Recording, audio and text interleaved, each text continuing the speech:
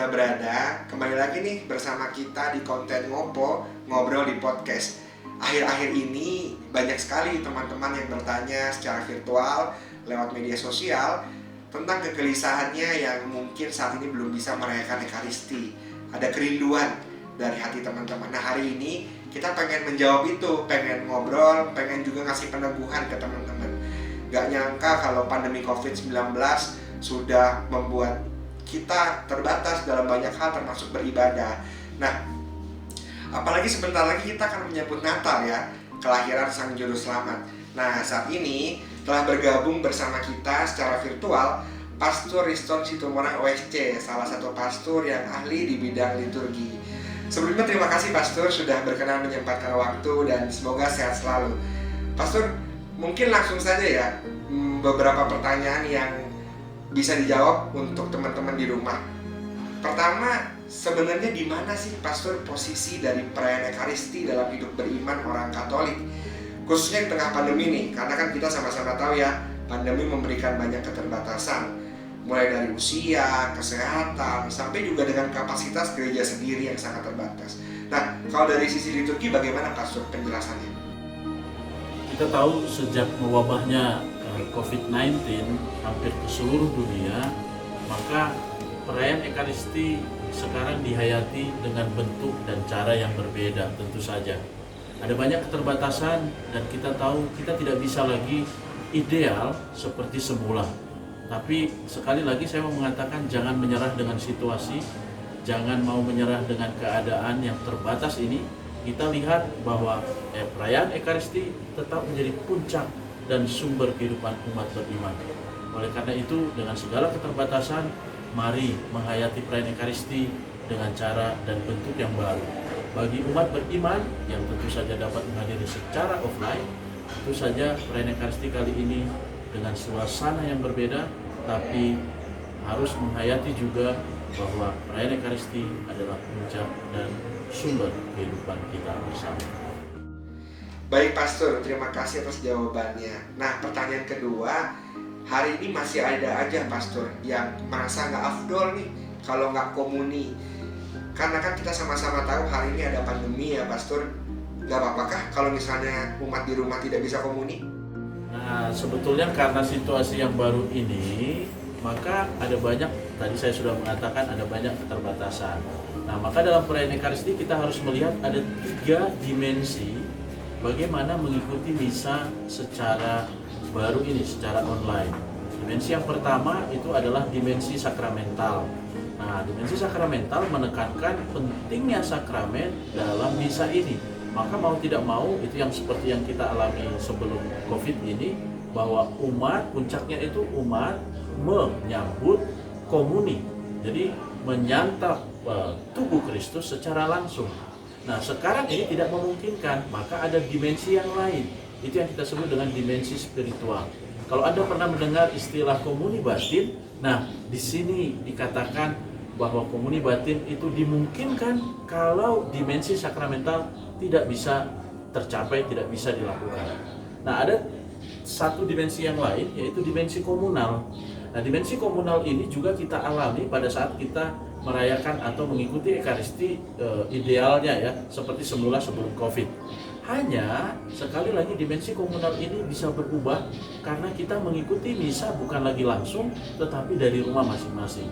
Nah, ketiga dimensi ini memang menurut Santo Thomas, menurut dalam bukunya Summa Theologiae, itu harusnya berlaku tiga-tiganya. Pada saat kita hadir, kita menyantap tubuh Kristus, dan pada saat kita hadir juga dimensi spiritual itu terjadi, dan dimensi komunal juga ada pada saat itu. Hanya sekarang situasi yang terbatas ini, kita harus menyadari bahwa banyak keterbatasan termasuk dimensi sakramental dan dimensi komunal itu hilang.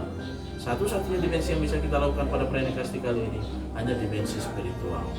Tetapi sekali lagi, bahwa yang paling utama tentu saja dimensi sakramental, kita bersatu dengan tubuh Kristus dengan menyantapnya.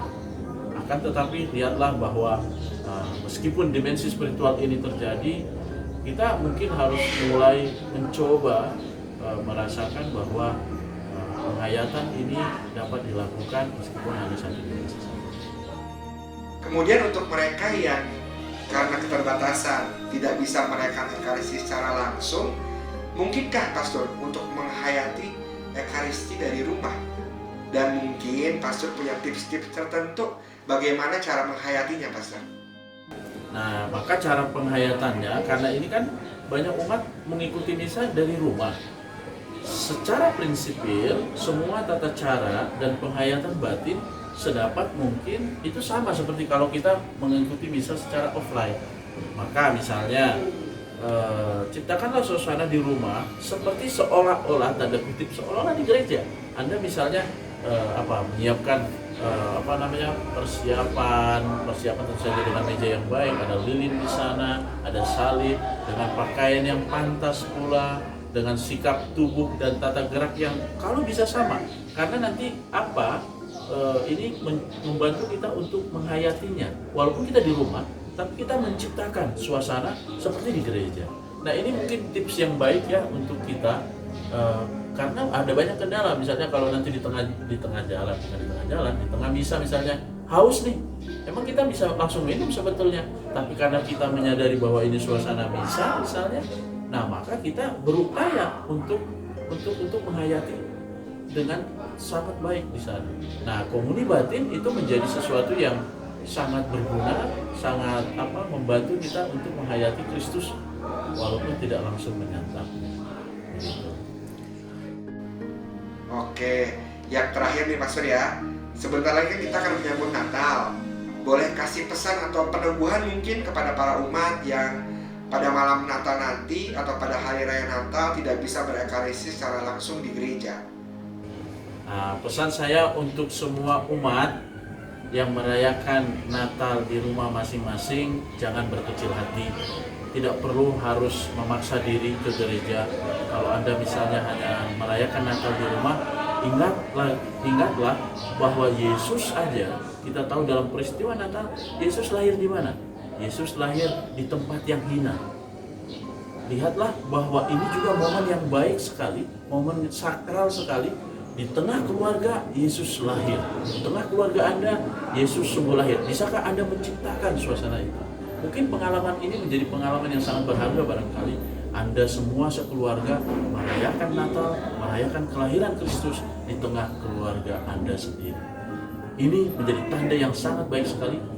Allah yang menjadi manusia, simbol bahwa Allah merendahkan diri untuk menjadi manusia. Kita juga mau diajak untuk berendah hati sama seperti Yesus, mau menyambut Kristus yang lahir di tengah keluarga. Selamat Natal dan Tahun Baru untuk Anda semua. Jangan berkecil hati dan in cruce salus. Terima kasih banyak Pastor untuk pertemuan singkat ini. Semoga setidaknya dapat mencerahkan dan menguatkan umat yang sedang mendengarkan atau menonton tayangan ini di rumah. Nah, teman-teman, kita tidak akan pernah tahu kapan pandemi COVID ini usai. Tapi seperti yang tadi Pastor Riston jelaskan, bahwa Yesus pun lahir di keadaan yang tidak ideal. Dan mungkin hari ini kita mau mencoba merasakan kelahiran Yesus di keadaan yang tidak ideal tadi. Tapi percayalah bahwa sukacita Natal, damai Natal akan selalu hadir, akan selalu lahir pada bulan ini, pada kelahiran Kristus untuk kita semua. Demikian perbincangan kita dengan Pastor Riston Citumorang. Sampai jumpa di konten Ngopo berikutnya.